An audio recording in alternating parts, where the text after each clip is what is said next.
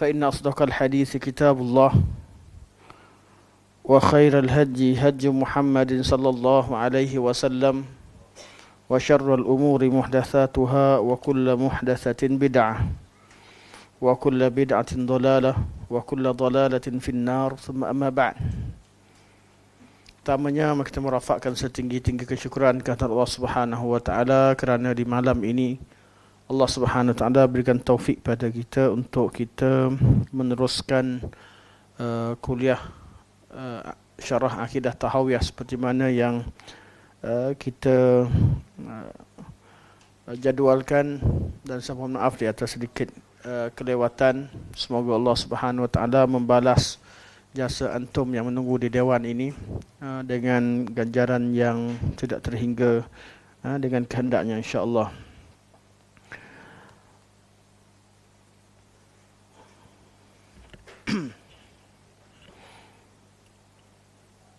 Muka surat 175.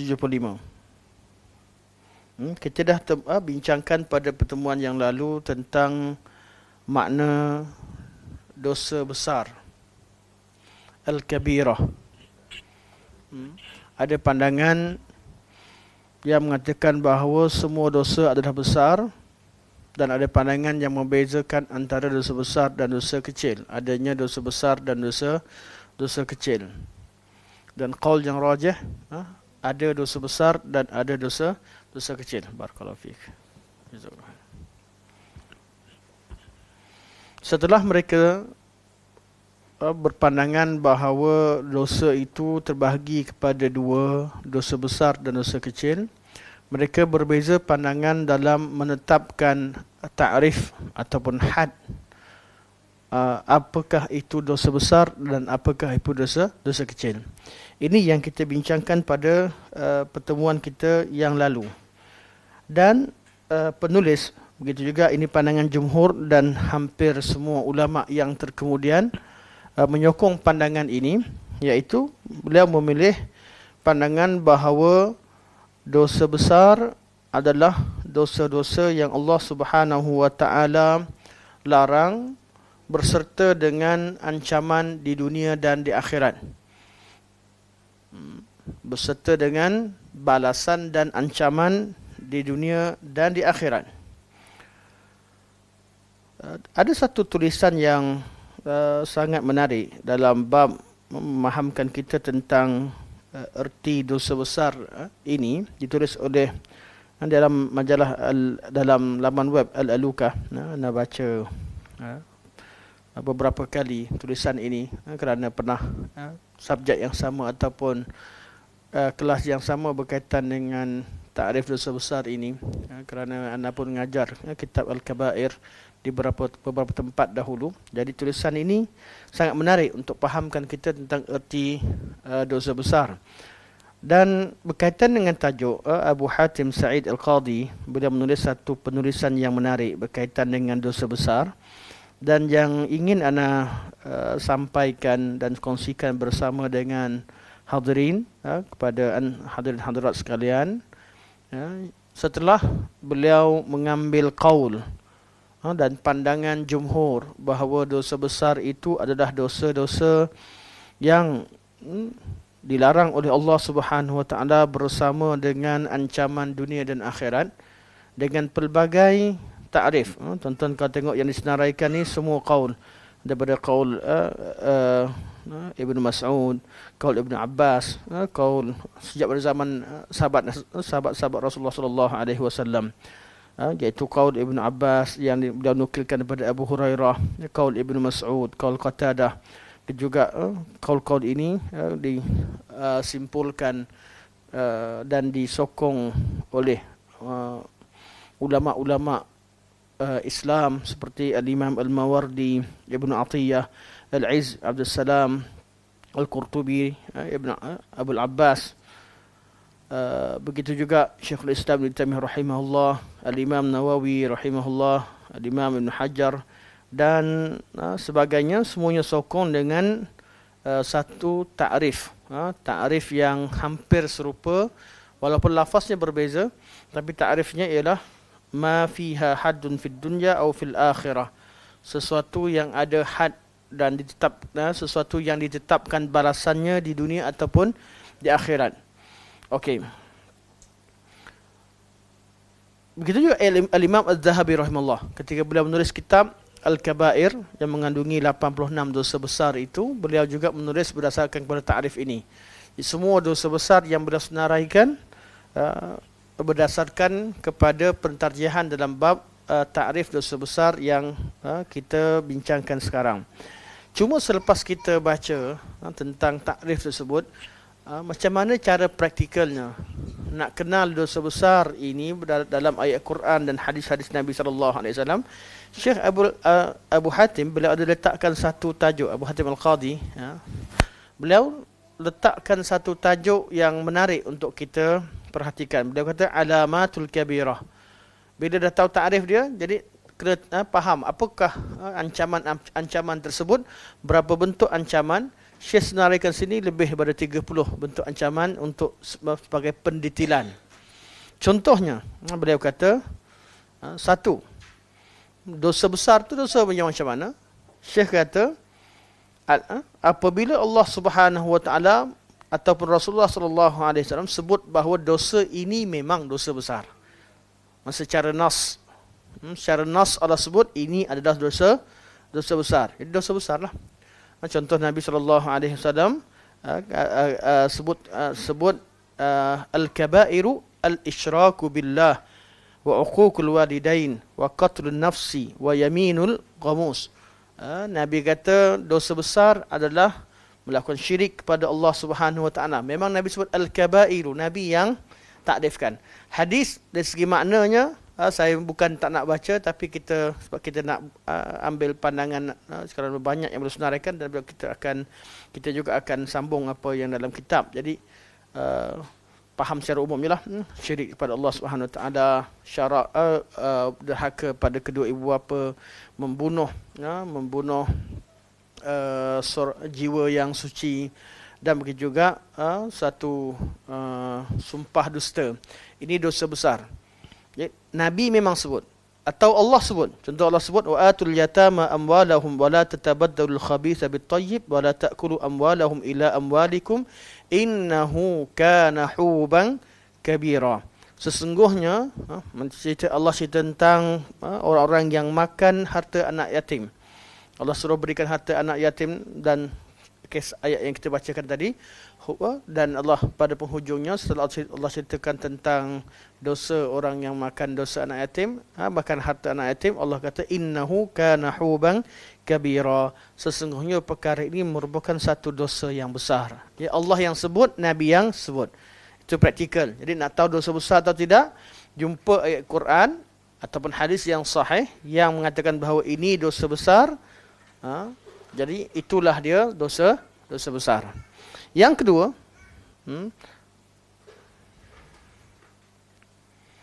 dan ada dibincangkan detail kat sini. Kalau sahabat kata tu dosa besar, masuk tak dosa besar? Tu hukum rafa' ke? Itu perbincangan detail lah. Tak perlu kita bincangkan. Kemudian bila buat kata, tanda yang kedua. Tanda yang kedua, apabila satu dosa itu disenaraikan sebagai al-mubiqat, dengan lafaz al-mubiqat atau al-mubiqat. Al-mubiqat ialah sesuatu perkara yang besar, yang memusnahkan, al-muhlikat. Memang Nabi senaraikan 7 perkara yang memusnahkan, antara syirik, bunuh dan sebagainya. Perkataan al-mubiqat. Yang ketiga, ada perkataan pertama dosa besar, huban kabira atau al-kabair. Yang kedua digunakan lafaz mubiqat. Yang ketiga, disifatkan itu sebagai dosa besar, dipanggil dengan lafaz a'zamuz dzunub, mana dosa yang paling besar. Contohnya Nabi SAW bersabda, bila ditanya ayyu dzambi a'zam indallah, ditanya apakah dosa yang paling besar di sisi Allah Subhanahu Wa Taala, Nabi kata antaj'ala lillahi niddan wa huwa khalaqaka. Kamu jadikan sekutu bagi Allah sedangkan Allah ciptakan kamu. Itu dosa syirik. Disebutkan dengan a'zamuz dzambi. Jadi kita akan jumpa lafaz a'zamuz dzambi untuk mengertikan ataupun mengisyaratkan itulah dosa besar. Ataupun disebutkan sebagai zulmun azim. Zulmun. kezaliman yang besar, seperti inna syirka la zulmun azim. Yang kelima, apabila dosa-dosa yang disebutkan bahawa Allah murka atau marah kepada pelakunya, itu semua dosa besar. Itu juga bentuk ancaman. Contoh Allah sebut, wa may yaqtul mu'minan muta'ammidan fajaza'uhu jahannam khalidan fiha wa ghadiballahu alaihi. Dan barang siapa yang membunuh seorang mukmin secara sengaja, maka balasannya jahannam dan Allah Subhanahu, dia kekal selamanya, dan Allah Subhanahu wa taala murka dan marah kepadanya. Jadi perkataan marah dan murka ni salah satu daripada tanda dosa besar.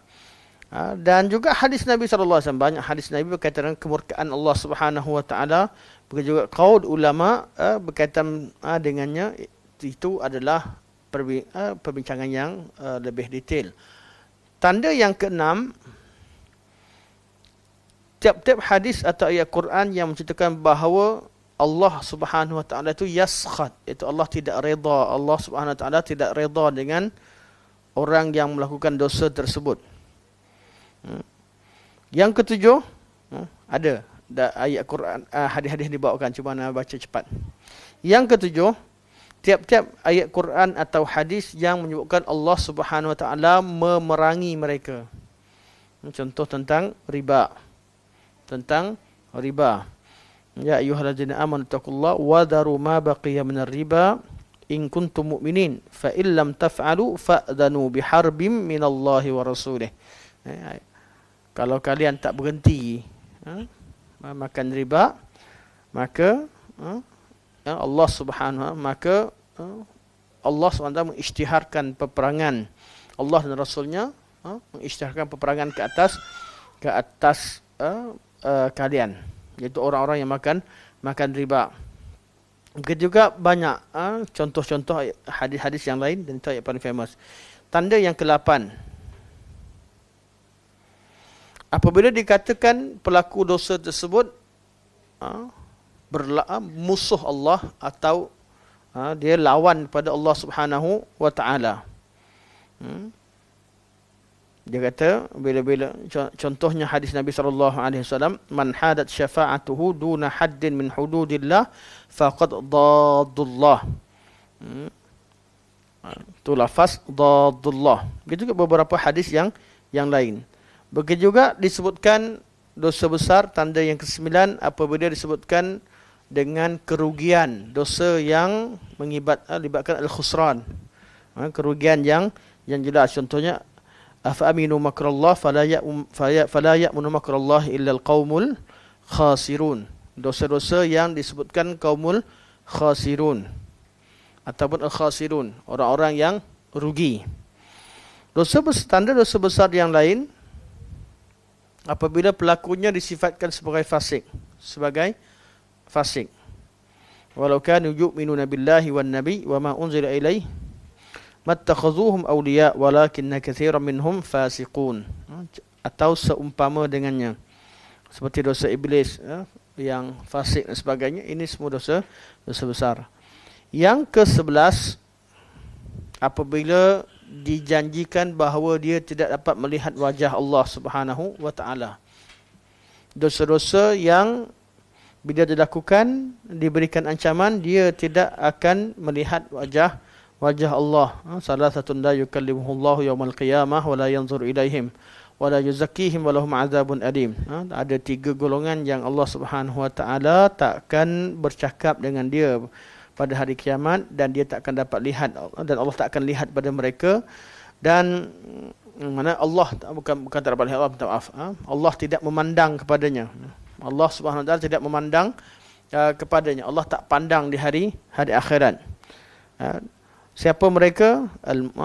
Al-musbil, orang yang isbal, dengan tidak syak lagi, isbal dengan yang ijma', isbal dengan takabbur. Dan isbal tanpa ijma' berlaku khilaf. Isbal tanpa takabbur adanya khilaf. Ijma' yang musbil yang mutakabbir, yang isbal yang disertakan dengan takabbur itu diijma'kan. Jadi kalau isbal dengan takabbur itu adalah dosa besar, kerana diancam dengan neraka, diancam bahawa Allah SWT tak pandang muka dia. Dia lebih kepada makna-makna yang berkaitan dengan dosa sombong. Tapi isbal itu satu sifat tambahan. Adakah isbal itu sendiri yang menjadi alasan pengharaman tersebut, ataupun isbal berserta dengan takabbur? Yang ke-12 tanda yang disebutkan, ini hudud lah, seperti mana yang sebenarnya, apa-apa dosa yang ada hukum hudud di dunia, yang kita selalu dengar. Yang ke-13, apa-apa dosa yang dikatakan pelakunya akan dihalang rezeki, Allah akan halang rezekinya. Yang ke-14, apa-apa dosa yang disebutkan sebagai akan menghapuskan amalannya. Yang ke-15, dan tiap-tiap contoh ni Syekh terangkan dengan detail, terangkan dengan qaul ulama dan macam-macam cara faham, cuma kita baca yang umum. Yang ke-15, tiap-tiap dosa yang disebutkan kesannya tidak diterima solatnya atau tak diterima amalannya, dosa besar. Yang ke-16, dosa-dosa yang Allah kata bahawa Allah tak terima doa dia, tak terima salat, tak terima doa. Yang ke-17, dosa-dosa yang Allah sebut, yang Nabi sebut atau Allah sebut bahawa bila dia buat dosa tersebut akan dibalas dengan dia akan dikuasai oleh orang-orang zalim. Balasannya dia akan dipimpin atau dikuasai atau dianiaya oleh orang-orang zalim. Seperti dosa orang menipu timbangan dalam perniagaan. Yang ke-18, tiap-tiap dosa yang menjadi sebab kebinasaan, yang disebutkan sebab-sebab binasa dan azab. Ayat contoh, ayat ataupun hadis Nabi, innama ahlaka, sesungguhnya telah binasa, dosa-dosa telah binasa, kaum terdahulu telah binasa. Disebutkan apakah punca mereka binasa. Contohnya bila satu hadis Nabi kata, innama ahlakal ladzina min qablikum annahum kanu idza saraka fihim asy-syarif tarakuhu. Binasa orang zaman dulu bila orang yang mulia curi buat jenayah, curi selamat. Tapi bila orang yang lemah buat jenayah, dia akan dihukum. Jadi dosa tidak adil dalam melakukan dalam kehakiman dan sebagainya, ini dosa besar. Kerana Allah ancam dan Nabi beritahu tentang binasa. Perbuatan ini membinasakan umat, bukan binasakan seorang, dia akan binasakan satu umat. Umat tu lebih besar sebenarnya daripada negara ataupun bangsa. Satu umat boleh binasa kerana keadilan tidak ditegakkan, tegakkan. Yang ke-19, tanda dosa besar apabila suatu dosa itu digandakan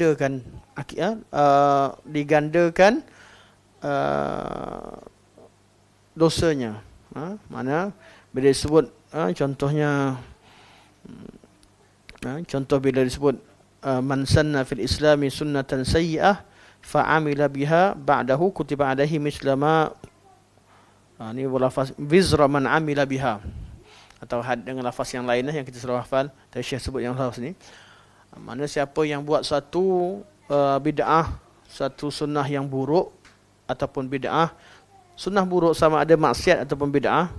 Perkara-perkara buruk ini diikuti oleh manusia, dia menanggung dosa dia dan dosa orang-orang yang lakukan dosa yang diperkenalkan oleh dia. Jadi berlakunya gandaan dosa, itu artinya dosa besar dalam bab apa sekalipun. Yang ke-20, tiap-tiap dosa yang pelakunya dikatakan sebagai kafir atau terkeluar daripada agama Islam. Yang ke-21, tiap-tiap dosa yang Nabi kata bukan dari kalangan umatku. Laisa minna, Man fa'ala kadza, siapa tidaklah dari kalangan aku orang yang melakukan sekian dan sekian. Sebab kalau kita baca, kalau kita tak tengok detail macam ni, kita duk pegang macam mana nak tentukan, kita tak jelas. Dan Anas secara peribadi, kita belajar banyak kali bab ni, tapi bila baca tulisan Syekh, bila senaraikan, baru kita nampak dengan jelas. Oh, artinya dosa berserta dengan ancaman-ancaman. Inilah jenis ancaman yang beliau berikan. Sebab tu kita baca umum lah, supaya kita dapat gambaran apa erti dosa besar. Yang ke-22, dosa yang apabila dilakukan, dinafikan iman daripada dia. Tidak beriman. Dan iman ini contoh semestinya iman wajib. Iman wajib. Kita tahu bahawa dinafikan iman, pasti Syekh akan confirm, akan ceritakan dalam penelitian. Kita kata penafian iman itu ada 3 jenis penafian.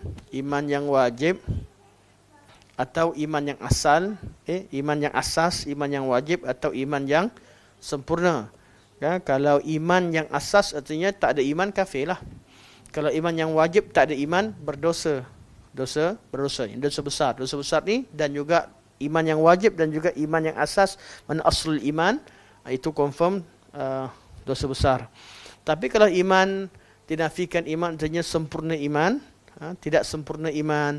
Contoh berkaitan akhlak-akhlak tertentu tidak sempurna, artinya iman tentang tahap dia kata al-kamal, maka perkara tersebut tidaklah termasuk dosa besar. Okey. Suatu Syekh bincangkan, contoh la yu'minu ahadukum hatta yuhibba li akhihi ma yuhibbu li nafsihi.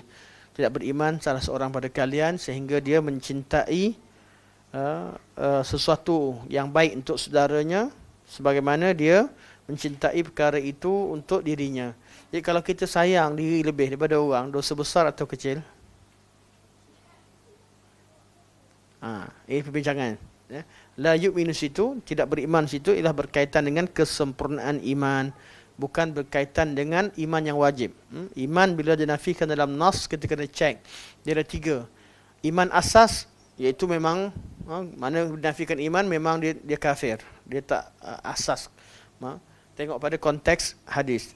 Satu lagi, la yu'minu juga, contoh hadis Nabi SAW, cinta Rasul. La yu'minu ahadukum hatta akuna ahabba ilaihi min waladihi wa walidihi wa nasi ajma'in. Tidak beriman seorang kalian sehingga dia menjadikan aku orang yang paling cintai melebihi anaknya, bapanya dan seluruh manusia.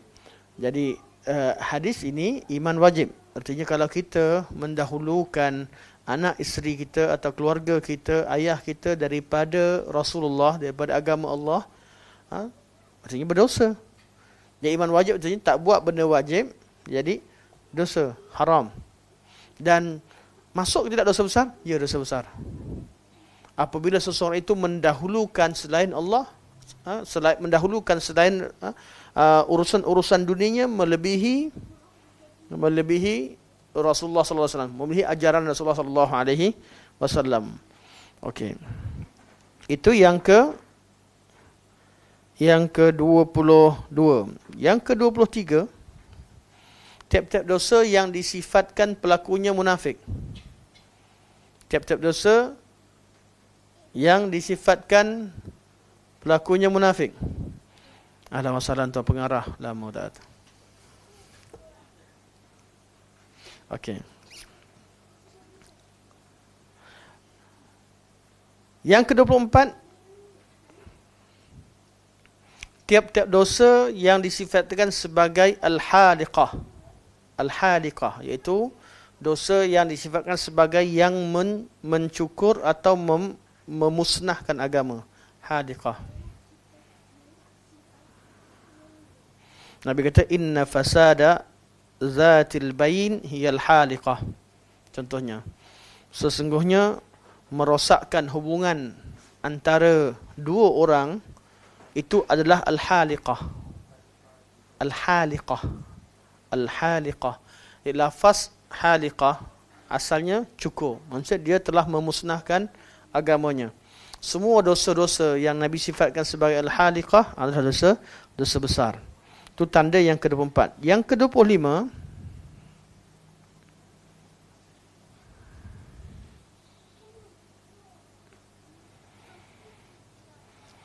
tiap-tiap dosa yang Nabi kata aku berlepas daripadanya. Yang ke-26, tiap-tiap dosa yang dikatakan akan dikunci pintu hatinya. Tiap-tiap dosa yang dikatakan akan dikunci pintu hatinya. Hadis, semua ni ada hadis lah. Yang ke-27,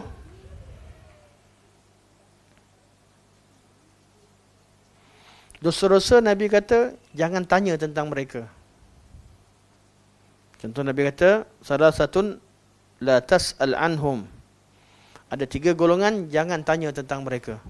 Jangan bicara tentang mereka. Antaranya siapa? Rajulun faraqal jamaah. Lelaki yang memisahkan diri pada jamaah. Tapi jangan tafsirkan jamaah tu jamaah NGO Ramai orang ni pengalaman jugalah. Duduk kadang-kadang sebahagian NGO kawan-kawan tertentu, bila kawan tu keluar je daripada NGO ke parti ke, dia keluarkan hadis ni. Tak kena lah. Jamaah sini adalah jamaah muslimin. Orang-orang Islam, dia keluar daripada jamaah muslimin, dia meperangi orang Islam. Seperti golongan Khawarij. Okay. Atau tafsiran-tafsiran yang lain. Tapi bukan keluar daripada persatuan, keluar daripada NGO, atau dah tak datang baca salam. Jadi dosa besar, taklah. Tak ada. Tak masuk. 28.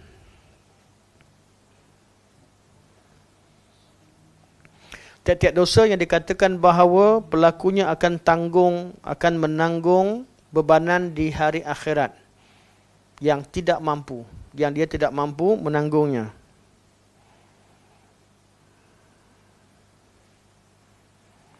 Ada beberapa hadis yang boleh bagi contoh. Yang ke-29, tiap-tiap dosa yang disebutkan bahawa Allah atau Rasul memusuhi dia atau jadi musuh dia di hari akhirat.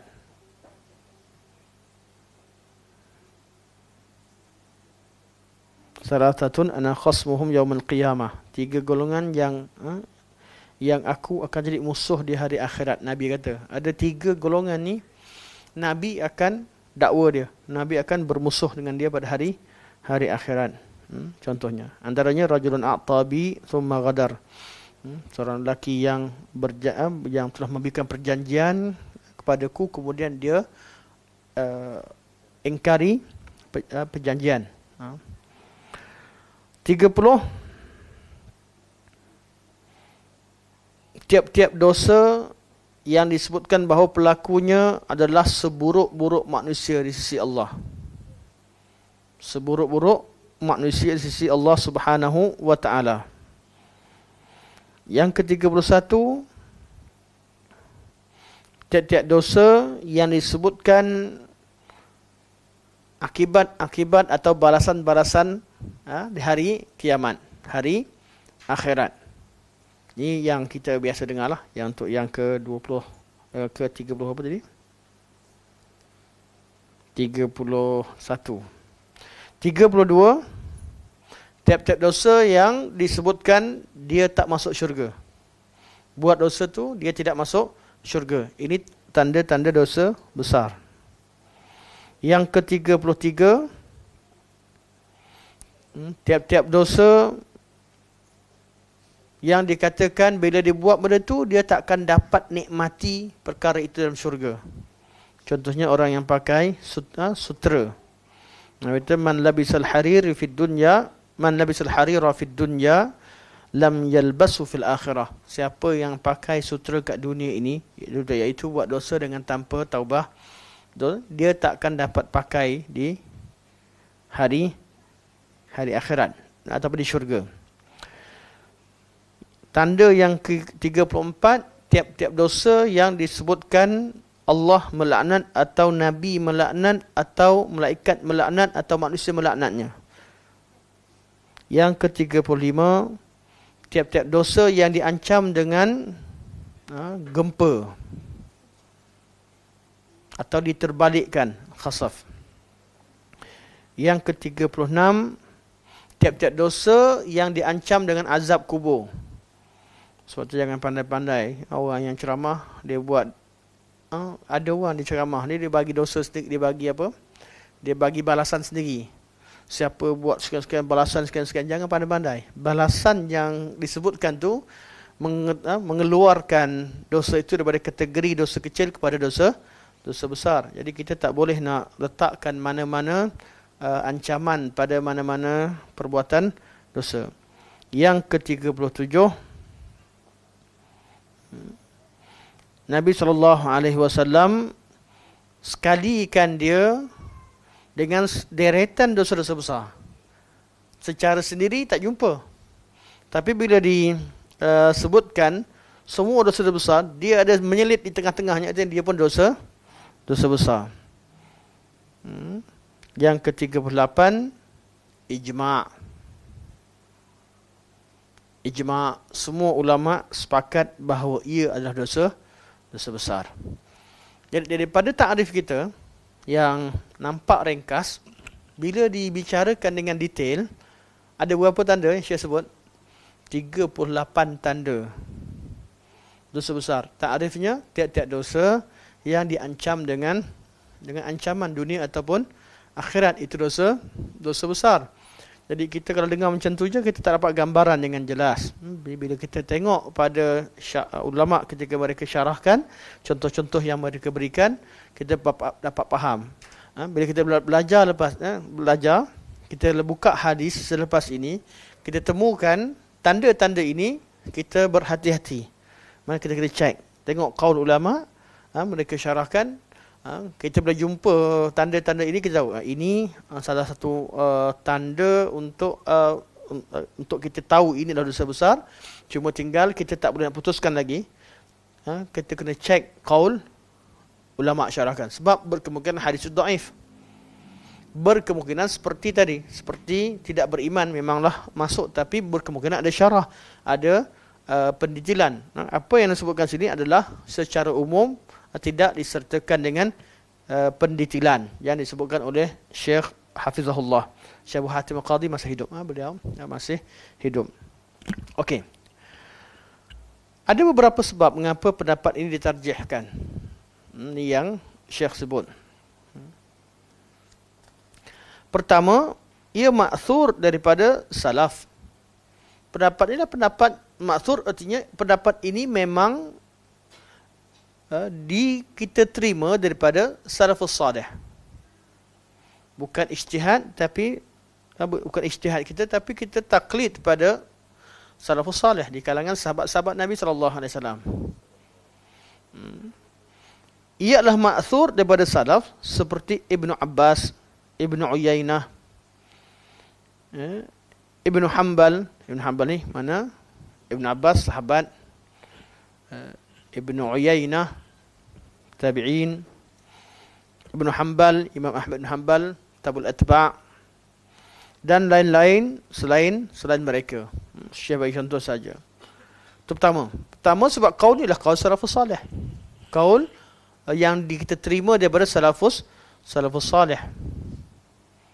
Qaul yang lain ada ulama sekian dan sekian, tapi dari segi qaul ni qaul yang paling utama, sebab qaul Ibnu Abbas, qaul Abu Hurairah, dalam ketika Ibnu Abbas mentakrifkan takrif al-lamam.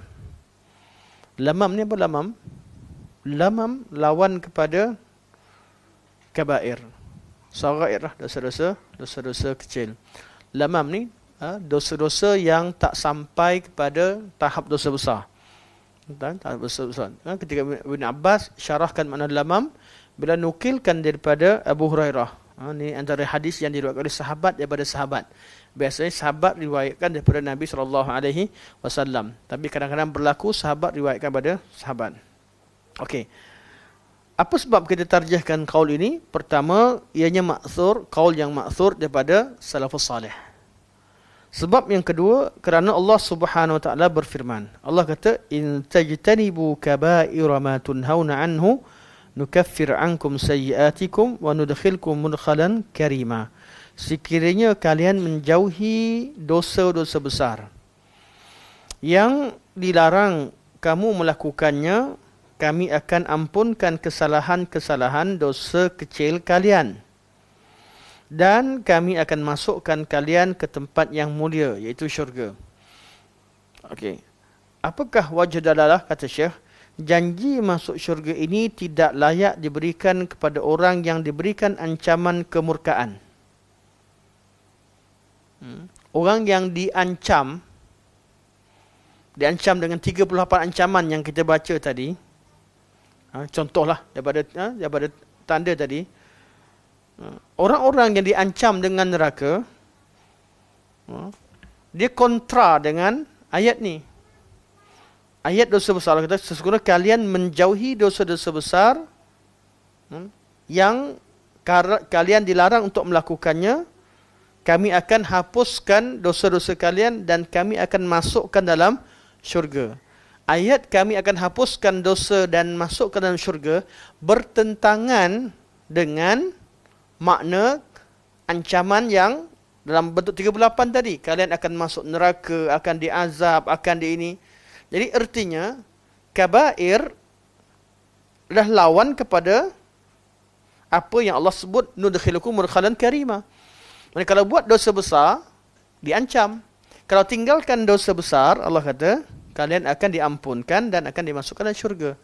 Artinya ayat Quran ini Allah sebut sekiranya kalian menjauhi dosa-dosa besar yang kalian dilarang untuk melakukannya, kalian akan diampunkan Allah dan dimasukkan dalam syurga. Artinya diampunkan Allah dan dimasukkan syurga itu adalah sifat yang kontra dengan kabair. Orang yang buat dosa besar. Orang buat dosa besar, dia bukan diampunkan dan dimasukkan dalam syurga, dia diancam dengan api neraka. Jadi istidlal, Syekh kata, ayat Quran ini mengisyaratkan bahawa kabair yang Quran sebut ada kaitan dengan ancaman tadi. Ini cara sangat kuatlah, cara istidlal yang sangat hebat. Yang ketiga, sumber rujukan garis panduan ini ialah dosa-dosa yang disebutkan oleh Allah Subhanahu Wa Taala dan Rasulnya. Ia merupakan takrif yang mendepati khitab Tuhan yang menurunkan syariat. Yang lain dibagi formula yang merujuk pada ijtihad. Tapi untuk takrif ni, takrif yang kita tarjihkan, yang saya tarjihkan, formula dia Quran yang sebut, Nabi yang sebut. Dia tak ada pakai formula ijtihad. Mana dosa besar, mana dosa kecil, dia tak ada ijtihad. Yang penting orang tu kena buktikan Allah larang satu benda tu dengan ancaman azab. Jadi formula dia dalam mengenal dosa besar, dia terhad pada kalamullah dan kalam Rasulullah. Jadi mesti ada dalil. Mesti ada dalil dan dalil itu disyaratkan sahih. Yang keempat, takrif ini boleh digunakan untuk membezakan antara dosa besar dan dosa kecil berlainan dengan pendapat-pendapat yang lain. Ini kerana orang yang berpendapat dosa besar ada 7 atau 17 atau hampir 70 hanya semata-mata dakwaan. Betul lah. Kita tengok kaul-kaul yang lain, jumpa hadis sab mubiqat, ada 7 mubiqat, dia kata ada 7. Jumpa lafaz mana bukan dakwaan, pandangan yang tidak ada hujah yang kuat berbanding dengan kaul ini. Kaul ini ketika mereka mentarjihkan ataupun memberikan takrif mereka ini kita dapat bezakan dengan jelas. Kalau kata 7 contoh, 7 dosa al-mubiqat. Habis yang lain, Nabi ancam dengan dosa-dosa. Ada dosa-dosa besar yang tak disebutkan dalam 7 tersebut, nak masuk kategori mana? Ulama yang mengatakan dosa besar ialah perkara yang disepakati oleh syariat pengharamannya. Syekh tengah kritik kaul yang lain yang kata dosa besar apabila semua syariat haramkan, syariat Nabi apabila semua syariat haramkan termasuk syariat Nabi, itu dosa besar. Tapi kalau syariat dulu benarkan sampai pada Nabi sallallahu alaihi wasallam, Nabi larang, itu baru dikatakan dosa besar. Dosa besar, itu baru dikatakan dosa kecil. Mana kalau yang syariat dulu sampai pada Nabi SAW semuanya haramkan, dosa besar. Tapi kalau syariat dahulu benarkan, kemudian sampai pada zaman Nabi SAW, Nabi haramkan, itu adalah dosa kecil. Pandangan ini betul atau tidak? Anda dah kritik awal pandangan ini, tak betul. Sebab contohnya pengharaman pernikahan seorang dengan seorang lelaki mengumpulkan isterinya antara dua orang adik-beradik. Dibenarkan pada syariat terdahulu. Syariat Nabi diharamkan. Adakah dikatakan dosa? Adakah dikatakan itu dosa kecil? Tak mungkin. Kalau perkahwinan tidak sah dia menyebabkan zina, tak mungkin zina itu termasuk dalam dosa kecil. Begitu juga menggabungkan antara seorang perempuan dengan makciknya. Dah kahwin dengan anak saudara, kahwin dengan makcik pula. Isteri pertama, isteri kedua. Tak boleh. Tak boleh gabungkan antara seorang dengan makciknya. Begitu juga pengharaman pernikahan dengan adik-beradik susuan. Itu diharamkan oleh syariat Nabi SAW. Orang yang kahwin dalam bab perkara ini, itu bukan dosa kecil. Ulama sepakat itu adalah dosa besar. Syekh kata, pendapat yang kata kalau semua syariat haramkan baru dinamakan dosa besar, tidak merangkumi yang diperselisihkan pengharamannya akan memberi makna meminum arak. Contoh minum arak. Minum arak pada awal syariat Islam dihalalkan, dibenarkan, kemudian diharamkan. Jadi minum arak jadi dosa kecil lah. Sebelumnya dibenarkan. Mana semua syariat tak pernah, mana dosa besar, dosa yang diharamkan sejak dulu sampai akhir, tak pernah berubah.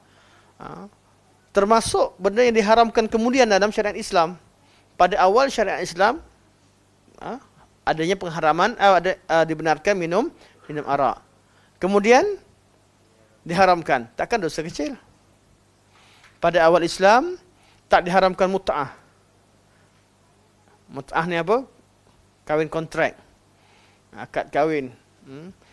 Try 3 bulan. Kahwin. Lepas 3 bulan, fikir nak kahwin betul ke nak kontrak dengan orang lain lagi. Kahwin kontrak. Adakah dibenarkan?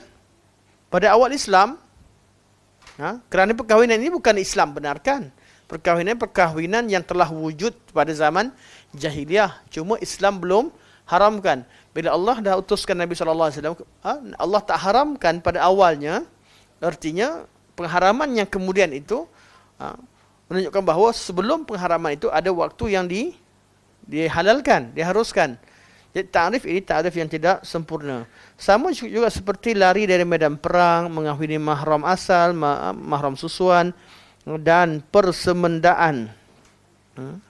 Persemendaan ni apa? Anak tak jumpa, anak hari ni kitab tak ada. Kitab Arab tak ada, ya? Itu persendaan. Kalau persemendaan adalah berkaitan dengan wallah alam.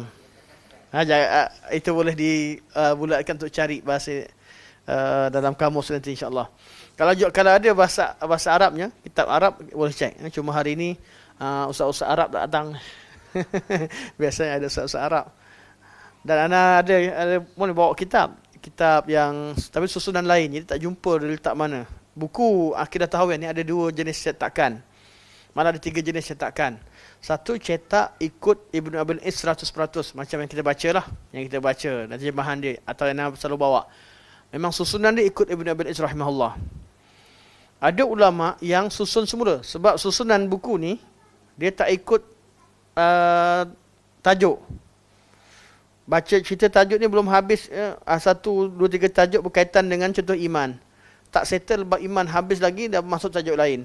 Nanti kat tengah buku yang kedua ulang balik cerita bab iman, tapi dalam part yang lain pula.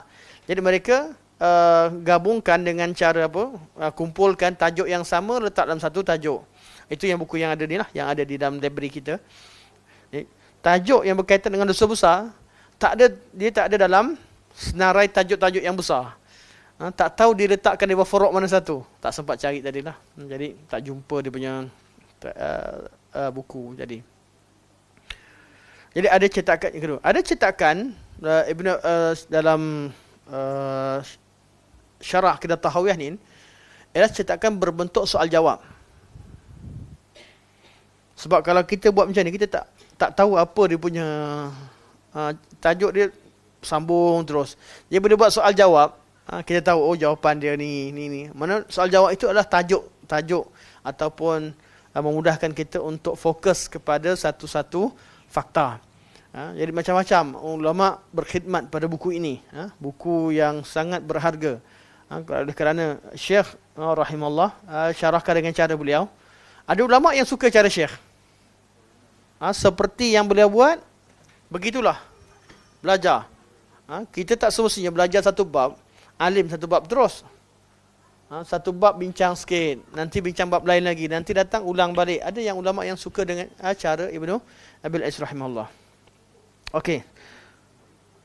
Manakala memakan atau meminum sedikit harta anak yatim dan sedikit pembohongan kecil dan sebagainya adalah termasuk dalam dosa besar. Ini pendapat tidak betul. Okey. Sebaliknya, benda yang disepakatkan daripada zaman Adam sampai zaman Nabi Muhammad, dia kata dosa besar. Contohnya, orang yang makan harta anak yatim sedikit, dia termakan sedikit. Makan harta anak yatim dosa besar. Tapi kalau dia kata orang yang termakan sikit tu pun, asalkan itu dosa besar, termakan sikit, masuk dosa besar. Termakan sikit harta anak yatim, termakan sikit, dia kadarnya lah, kadar makan sikit, dosa tu sebesar. Tapi Syekh kata, meletakkan kabair sebagai hanya terhad pada satu takrifan begitu, bahawa apa sahaja disepakatkan itu adalah dosa besar secara mutlak, Syekh kata tidak tepat. Ini kerjakan Syekh. Termasuk juga dalam dosa besar ialah harta yatim atau pembohongan, menipu. Pembohongan kecil. Bohong ni sepakat. Mana ada syariat benarkan bohong. Tapi kalau tipu sikit. Tipu sikit-sikit. Kan? Dosa besar ke dosa kecil? Ya, betul tipu. Tapi kalau tipu kecil. Tipu sikit-sikit. Memang tipu dosa yang besar, betul? Tapi yang tipu sikit-sikit.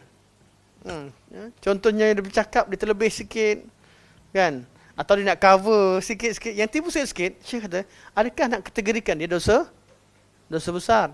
Jadi ada neraca lain. Berbeza daripada takrif yang diberikan dalam Al-Quran, takrif yang kita bacakan dan Syekh tarjihkan.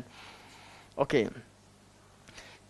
Syekh ketik lagi. Siapa yang berpendapat dosa besar ialah perkara yang boleh menutup pintu mengenal Allah, atau yang boleh melenyapkan harta dan tubuh badan, akan membawa makna meminum arak, memakan babi, bangkai dan darah, membunuh orang beriman, perempuan yang baik, melakukan zina tidak termasuk dosa besar.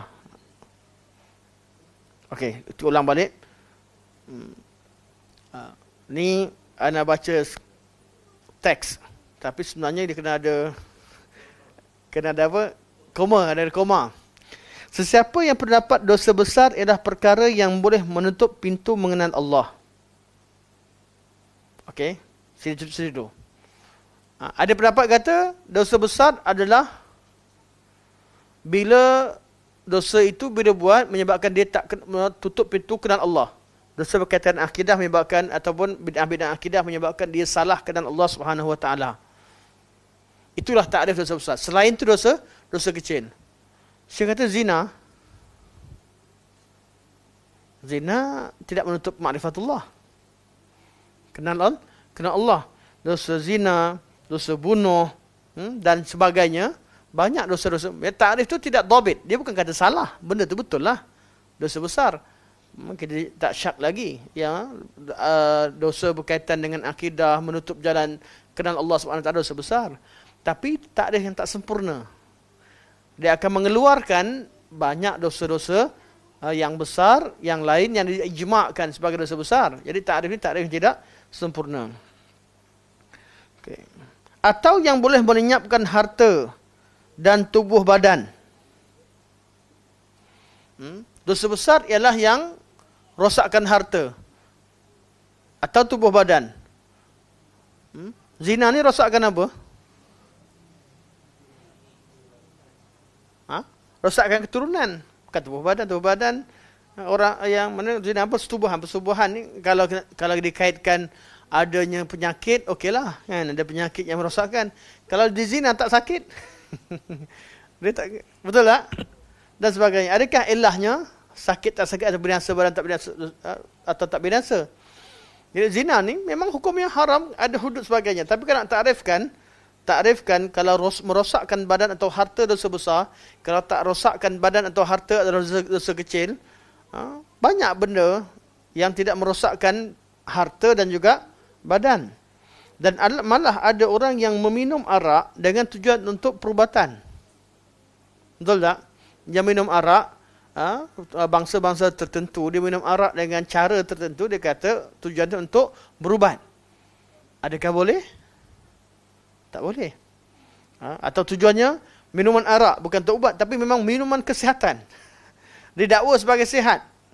Dia pun ada doktor-doktor dia. Kalau dia confirm tak betul. Tapi adakah itu neracanya? Ini tidak betul. Saya kata, ini tidak betul. Orang yang berpendapat segala yang ditegah oleh Allah Subhanahu Wa Taala adalah dosa besar, akan membawa erti dosa itu sendiri tidak terbahagi kepada dosa besar dan dosa kecil. Ada kaul kata, jadi dia akan menjadikan bahawa dosa itu satu je. Tak ada besar, tak ada kecil. Sedangkan ayat Quran dan hadis sebutkan ada dosa besar dan dosa kecil. Orang yang mengatakan dosa besar itu langsung tidak diketahui apa dia. Ni ada pendapat yang sebelumnya. Atau ia mubham, tak jelas. Dosa besar ni kita tak boleh bezakan. Yang mana dosa besar, dosa kecil. Mubham atau tak jelas. Dia hanya memberitahu bahawa dia tidak mengetahuinya. Orang yang cakap macam tu bukan dia mengeluarkan pandangan. Dia hanya mengeluarkan, dia beritahu pada orang, aku tak tahu. Dia kata, apakah dosa besar? Tak ada tanda yang jelas. Susah nak faham, susah nak bezakan. Syekh kata orang yang kata begitu, dia berhujah dengan kejahilannya. Dan hujah ini Syekh gunakan ketika nak tolak pada golongan etis. Etis ni hujah dia apa? Kenapa Tuhan tak wujud? Tak nampak, tak tahu, tak dengar. Dia hujah dengan kejahilannya. Berhujah dengan kejahilan bukan hujah. Orang yang berhujah dengan kejahilannya. Betul ke dah kahwin? Kenapa aku tak tahu? Betul ke dia dah kahwin? Kan macam mana? Kenapa aku tak tahu? Kenapa aku tak tahu bukan hujah. Itu menunjukkan dia tak tahu. Bukan menunjukkan bahawa hakikat itu tak betul. Jadi orang yang kata Tuhan wujud, bukti Tuhan tu ada, kenapa aku tak perasan? Aku tak tahu. Aku tak boleh nak fikir. Aku tak nak brain lah. Orang Melayu tak nak brain. Apa lagi yang sebut? Itu hanya menunjukkan dia tidak tahu. Jadi dalam bab ini juga ada orang kata dosa besar ni tak tahu nak bezakan. Susah nak bezakan. Yang mana dosa besar kecil. Saya kata kaul itu hanya menunjukkan dia sendiri tak tahu. Atau dia jahil tentang perkara tersebut. Bukan satu kaul yang menjadi hujah. Maka dengan itu tidak menghalang orang lain daripada mengetahuinya. Kalau dia tak tahu, orang lain boleh tahu. Jadi dengan hujah-hujah Syekh bawa dan Syekh rad semua pandangan yang kita baca sebelum ini, maka takrif yang dipegang oleh ulama Islam secara umum, jumhur ulama berpandangan bahawa dosa itu ada besar dan ada dosa yang besar, ada dosa yang kecil. Dan dosa besar adalah dosa-dosa yang Allah Subhanahu Wa Taala larang atau Nabi larang berserta dengan ancaman-ancaman di dunia dan ataupun di akhirat atau kedua-duanya. Itu takrif yang paling sempurna. Kenapa? Dengan alasan-alasan yang Syekh sebutkan, 4 sebab yang Syekh tarjihkan. Dan insya-Allah kita buka pada soalan insya-Allah. Tafadhal. Ya, ada dalil berkaitan dengan antara dosa-dosa yang ditakjilkan ukubahnya adalah derhaka dengan kedua ibu bapa. Wallahu alam.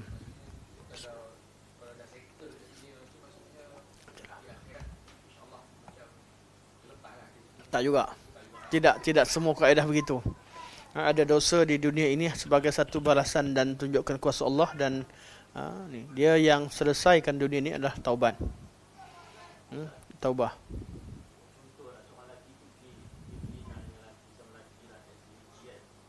Dia tak zina, dia lewat lah tu.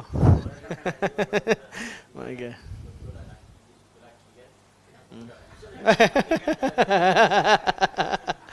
Zaman sekarang zaman pelik. Okey.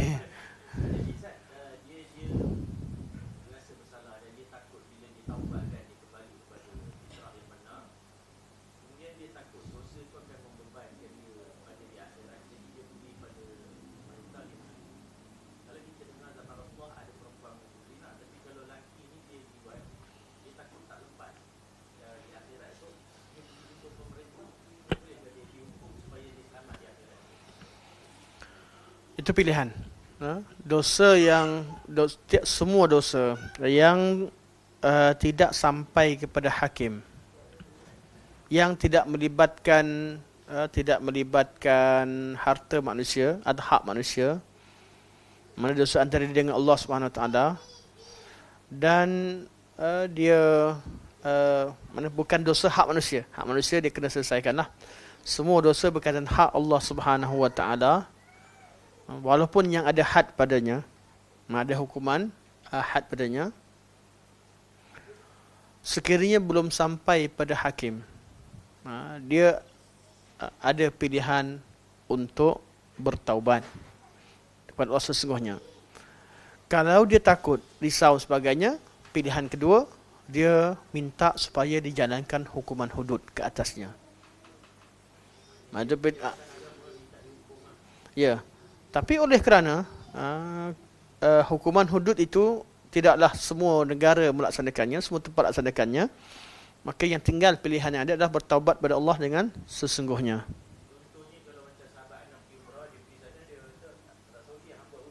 Tak, berada luar kuasa.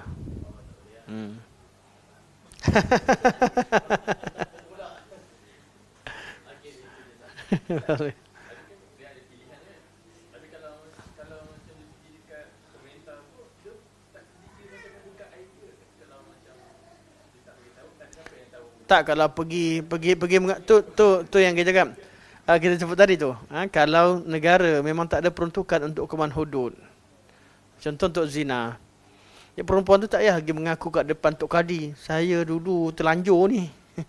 Buat apa cerita, Kadi pun tak boleh nak buat, tak boleh jalankan hukuman tersebut. Jadi pilihan yang ada adalah bertaubat kepada Allah dengan sesungguhnya. Kalau negeri itu menjalankan hukuman had, ketika itu dia serahkan diri dan had dapat dilaksanakan, insya-Allah itu akan menyelamatkan diri hari akhirat. Ya, ada pilihan. Tapi kalau tak ada, nanti memang tidak ada peruntukan undang-undang untuk melaksanakan hukuman tersebut, maka dia tidak perlu untuk pergi ke mengaku di mana-mana.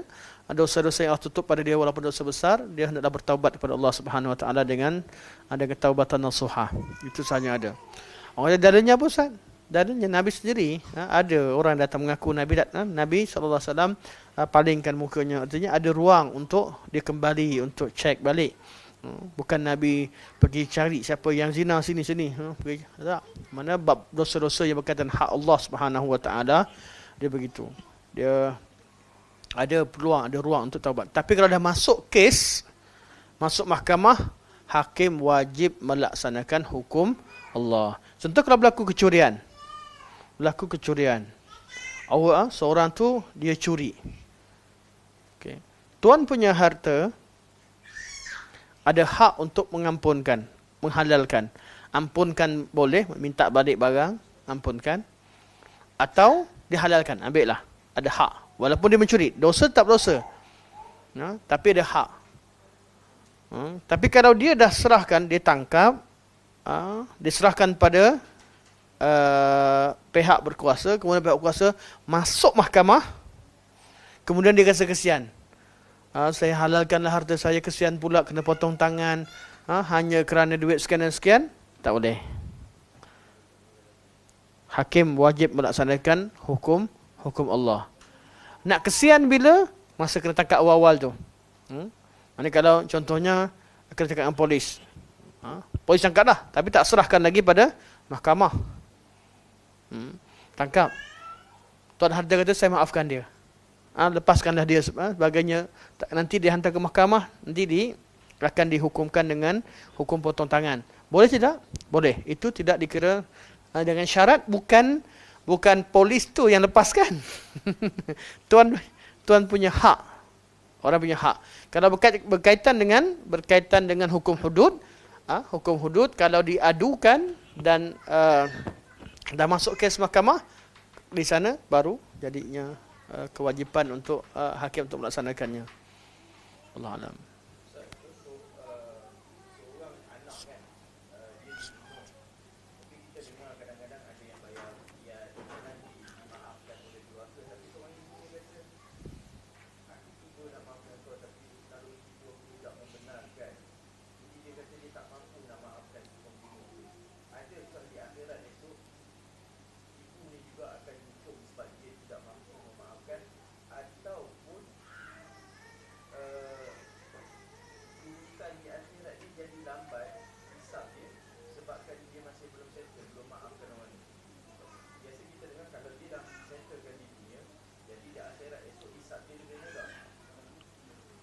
Ya, anda faham soalan berkaitan seorang ibu yang kematian anak yang dibunuh dan tak mampu memaafkan. Hukum Islam Allah, innallaha ya'muru bil 'adli wal ihsan. Allah ni perintahkan kita dua hukum Islam, al-'adlu dan ihsan. Adil ni apa orang buat pada kita, kita boleh tuntut keadilan. Ini hukum yang wajib ditegakkan. Yang kedua, ihsan. Ini berkaitan dengan hak manusia ni, perintah manusia. Ihsan. Ihsan akan dikemukakan atau di-offer, berkaitan hukuman, bukan hukuman hudud, berkaitan selain hukuman hudud. Jadi hakim, okey, baik, insyaAllah. Jadi hakim boleh menawarkan ihsan. Contohnya bila seorang anak dibunuh, hakim melakukan perbicaraan, mendapati bahawa fulan bersalah dan hukumannya adalah balas bunuh. Itu keadilan, ditegakkan. Memang akan dikisas, dibunuh, balas bunuh. Adil. Dan hakim ada hak, untuk menawarkan atau memohon izin kepada waris yang terlibat agar diringankan hukuman. Bukan hakim. Hakim wajib menjalankan hukuman hukum Allah SWT. Oleh kerana dosa itu berkaitan hak manusia, hakim boleh mohon ataupun boleh offer kepada keluarga untuk maafkan. Kesian budak-budak ni, macam itulah. Masa muda dia begitu, darah muda dan sebagainya, kawan baik sebelum ni, mengamuk tapi kalau bunuh anak ni, bunuh dia sendiri pun bukan anak terhidup balik dan sebagainya, kan? Jadi yang tu ihsan. Jadi akan berubah ihsan, daripada ihsan tadi boleh berubah hukum qisas yang diampunkan berubah jadi diat. Pergi pada diat. Yang akan di-offer pampasan. Ataupun ihsan yang paling luas, yang paling umum, dia ampunkan semua. Duit pun dia tak nak, diat pun tak nak, qisas pun dia ampunkan. Tu ihsan yang paling tinggi. Ihsan di hukum sunat.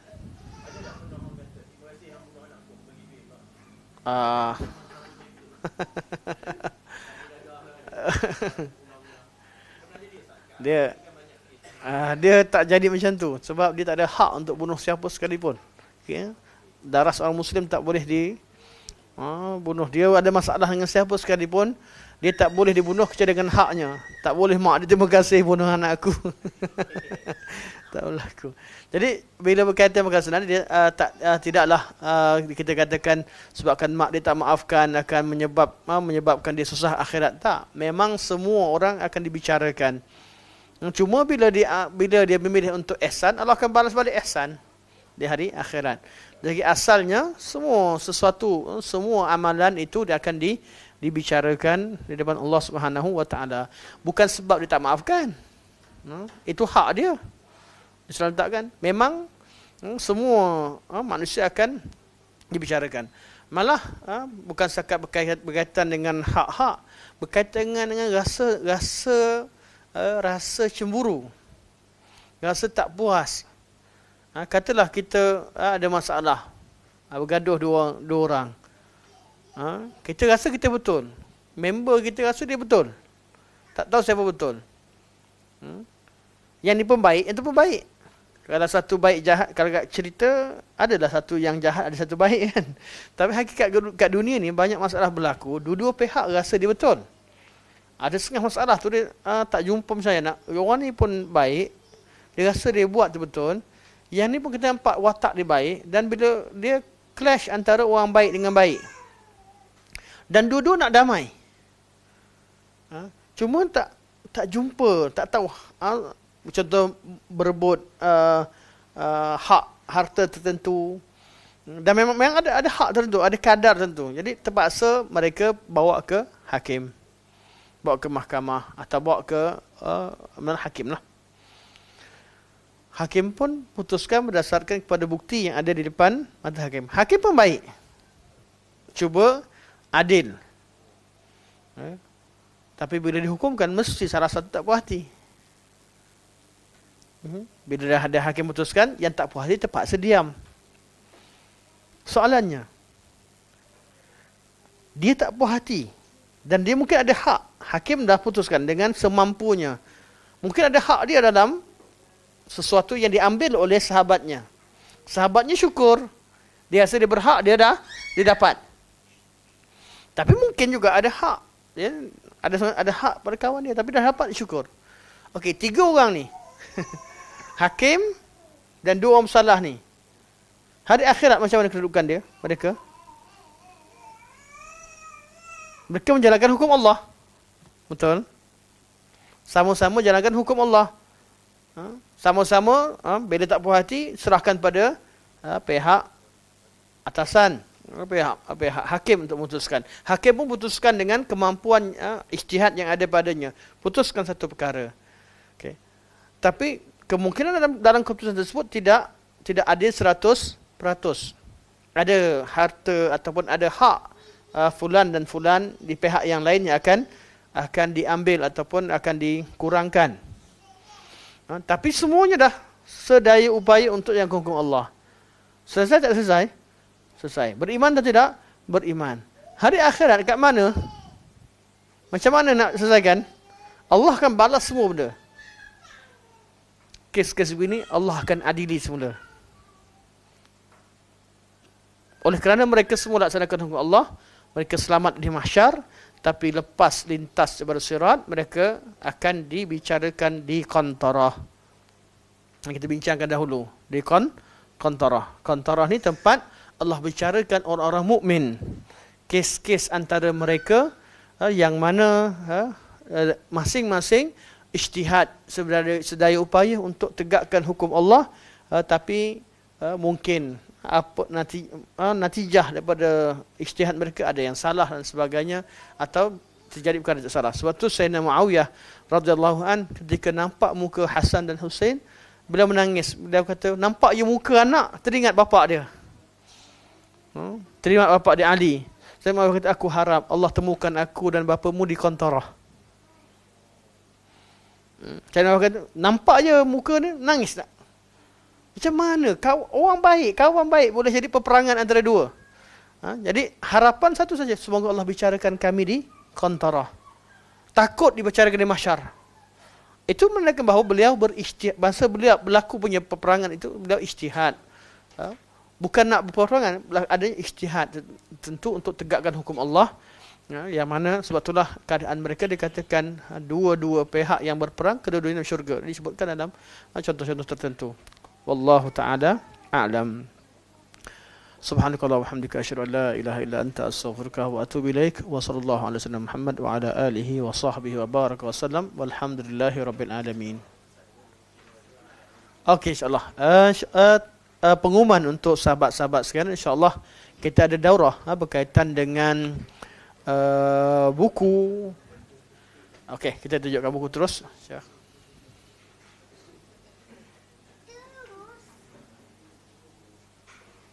Okey. Bantahan ulama kurun ke-6 Hijrah terhadap manhaj dan amalan melampau ahli sufi. Bantahan ulama kurun ke-6. Kurun ke-6 ni maksudnya tahun 500 lebih lah. 500 lebih ke atas terhadap manhaj dan amalan melampau ahli sufi. Karangan Prof. Dr. Basri Ibrahim, dan buku ini ditulis kata pengantarnya ada Dr. Zaimi, hafizahumullah, dan insyaAllah akan dibicarakan, akan dibincangkan oleh dua tokoh yang hebat. 4.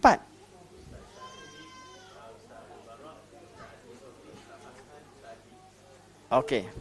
3 yang hebat, yang satu lagi dia ikut je. Anak kan 3, 4 orang .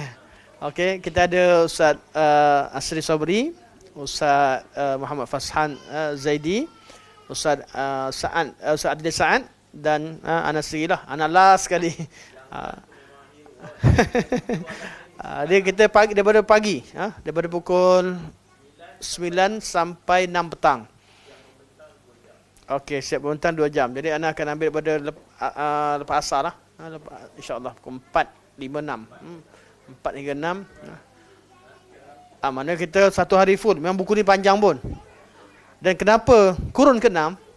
Kenapa kurun ke-6? Sebab sufi-sufi yang melampau timbul pada kurun ke-5.